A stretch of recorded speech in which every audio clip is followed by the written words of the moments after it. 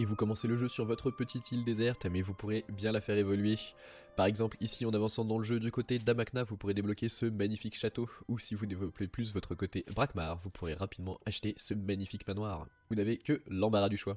Vous pouvez également faire évoluer votre bateau selon les mêmes thèmes. À Amakna, vous pouvez trouver ce magnifique bateau de l'île Tofu, ou alors du côté de Brakmar, le terrible bateau vampire. Pour le moment, vous disposez simplement de quelques planches avec une voile. Vous débloquez quelques items aussi à placer sur votre île afin de la décorer comme bon vous semble. Ici sur la démo, on peut simplement gagner un magnifique petit drapeau astrubien que l'on peut placer où on souhaite. Une fois que vous prenez votre bateau, vous avez comme voisin une arène de combat, le Coliseum. Lorsque vous avez dessus tout simplement un seul PNJ, il vous suffit de lui parler pour lancer un combat en PvP contre un autre joueur du 1 contre 1. Ne nous attardons pas, nous partons directement. Vous avez ici la petite faille chouchoutée qui est simplement l'île du didacticiel. Vous aurez peut-être d'autres quêtes plus tard dessus, je n'en sais rien.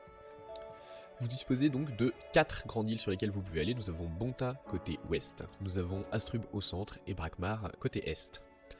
En plein centre, au nord, vous avez la nation d'Amakna. Ces grandes îles disposent de plein de quêtes, mais on va commencer par parler des petites îles qui les entourent. Elles en ont chacune 3 à l'exception d'Astrub. Ce sont des petites îles aux monstres qui sont assez simples. Allons sur l'île des cochons. Lorsque vous arrivez, vous débarquez donc au port, vous avancez et le premier PNJ que vous allez trouver ici vous permet de lancer des combats contre des monstres de la zone. Vous avez 5 paliers de difficulté avec chacun 10 niveaux de difficulté. Ce qui vous laisse de quoi bien vous amuser. Les paliers vont à chaque fois de 2 en 2, niveau 12, niveau 14 et ainsi de suite.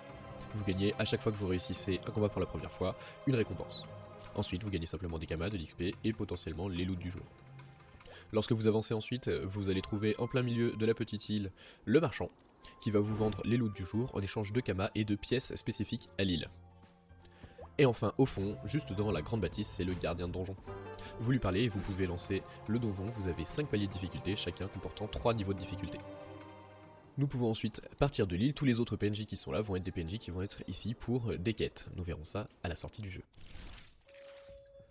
Partons ensuite donc sur une île-nation, ici l'île d'Astrub, en plein centre de la carte. Ici, elle est beaucoup plus grande, pas de PNJ qui va vous lancer des combats de quête contre des monstres de la zone, car il n'y a pas de monstres de la zone, pas de marchands non plus. Vous allez simplement croiser beaucoup de PNJ qui vont donner des quêtes diverses et variées. Hop, comme ici, Brigitte Béjot, à gauche H. Polak, ou à droite Sam Olala. Chaque quête a une mécanique bien propre, comme par exemple Sam Olala, c'est une quête dans une piscine où lorsque vous terminez sur une flaque d'eau, vous pouvez rejouer votre tour. La quête des Gligli, il y a simplement un Gligli à protéger des chasseurs, et ainsi de suite. Donc chaque quête a sa propre petite mécanique, à vous d'avancer dans les différents niveaux pour gagner de grosses récompenses.